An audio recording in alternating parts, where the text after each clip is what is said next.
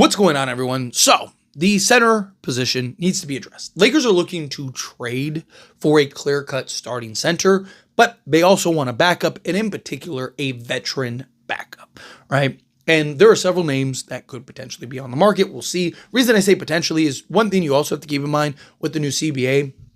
Teams get, I think it's like 72 hours to work with their own free agents in order to sign those guys. But there are a couple guys like Clint Capella is expected to leave Atlanta and test free agency. You're going to have some guys that will, and most of the vet free agents, right? Even like Brook Lopez, those are kind of the two main names that are linked to the Lakers. Those two guys are expected to kind of depart and figure it out from there. But the Lakers ideally want to trade for a starting center and then get that clear-cut backup that they can bring in on their taxpayer mid-level exception. Now, obviously, look, LeBron, he's expected to opt into his contract, but he very well could go, hey, if you can go get a Bruce Brown and a Clint Capella, I'll free up whatever we need to free up so that way we can, stay under the apron and also go and get those guys, right? So then maybe he would be willing to free up the money in order to get you the full mid-level exception, and then now you can go sign, Bruce Brown to $9 million and Clint Capella to $5 million, right? Because I think the full mid-level exception, I think is like around $14 million this year, give or take. But point is, Lakers could maybe do something like that. But according to Anthony Irwin, the Los Angeles Lakers could use their taxpayer mid-level exception on a backup center after landing a starter via trade. Again, Lakers' main focus is to trade for Nick Claxton or Daniel Gafford. Those seem to be the two guys that are most likely, that are most linked to the Lakers also. I also think that that's because they're most likely via trade, right? Lakers have made trades with both of those teams recently. Rob Pelinka has a good relationship with Nico Harris as well as, Sean Marks, right? And you usually trade with your buddies, right? But if it's Capella, Horford, Looney, or Adams, then league sources do believe the Lakers would utilize their taxpayer mid-level exception on a center even after trading for their starter. So again, it has to be somebody that they believe kind of fits their criteria. And the names that he listed out is a Clint Capella, Al Horford, which I don't think Al Horford is going to leave Boston. Personally, I think he'll stick around with Boston. That's why I said, a lot of these guys won't. Kevon Looney, we'll see again. And then Steven Adams. I don't see the Lakers landing Steven Adams, especially for the taxpayer mid-level exception. I just think there's teams that'll probably offer him more, that can free up their full mid-level exception. So I just, especially in the backup role, like if you were offering Steven Adams a starting role, maybe he'd be like, okay, if like his market is like 10 million, maybe he'd be like, oh, I'll take the, like 5.5, 6 million, whatever it is, for the taxpayer. Like I'll take the 6 million so I could start. But you're not doing that. You're looking to get a starting center and then bring them in as a primary backup. So I think half of those guys are unrealistic. Clint Capella, I think, is a real option. Right, Brook Lopez. Although Brook Lopez, I wouldn't sign to my taxpayer. I would sign to a vet minimum. Jericho Sims, again, not my taxpayer, but vet minimum. Although he's not a veteran, right? He's been in the league a couple years, but as far as experience goes, he's not that.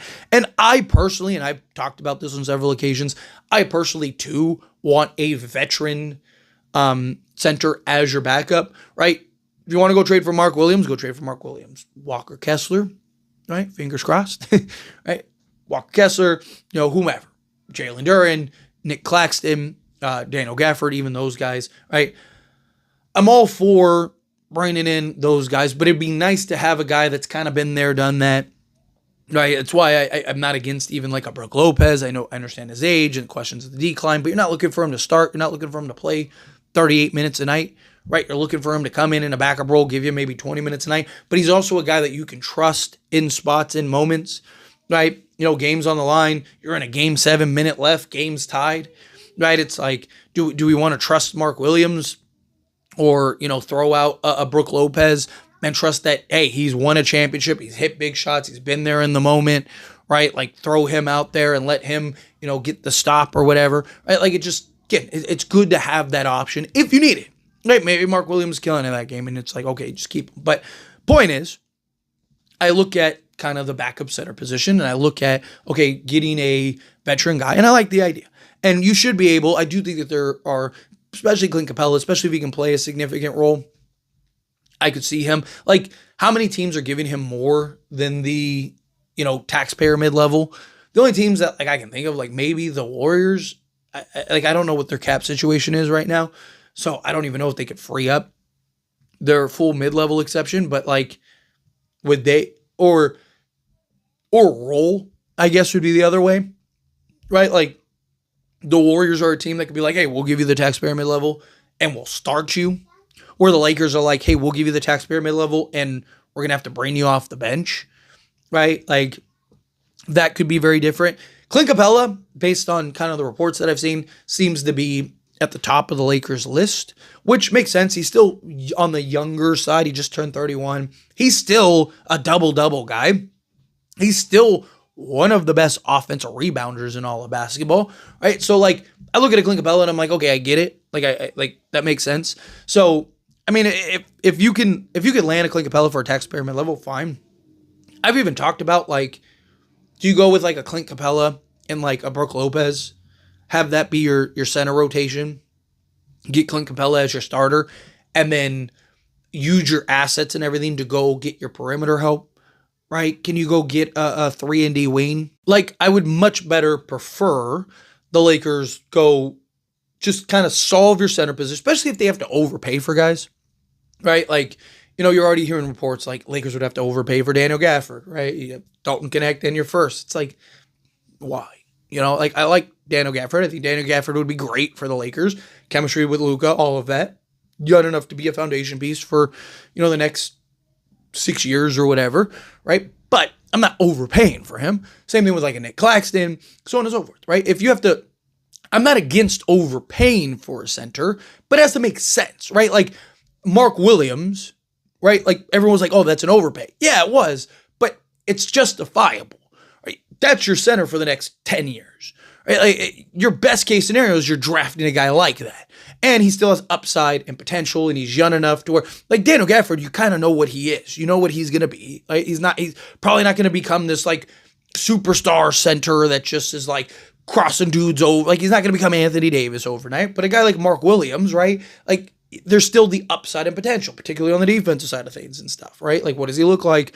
A team like the Lakers compared to a Hornets team, right? So, again, I'm all for them overpaying for the right center. Walker Kessler, fine, overpay for him, right? Because he's the guy you'd have for the next 10 years.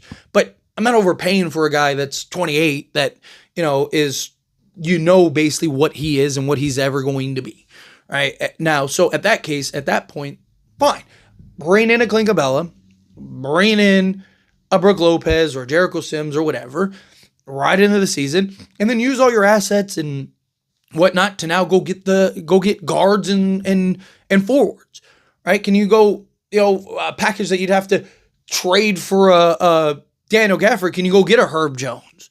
Right now you solve your center position. Now you got your center position and you got your starting 3-and-D wing and a legit one that's still young enough to be a piece for now in the future, right? I would, if I'm the Lakers, I'd much rather see them go that route, get, solve multiple needs, right? Rather than let's just kind of blow it all on a center and then boom, that's it, right? So Lakers keep talking about it. They're going to have to be creative.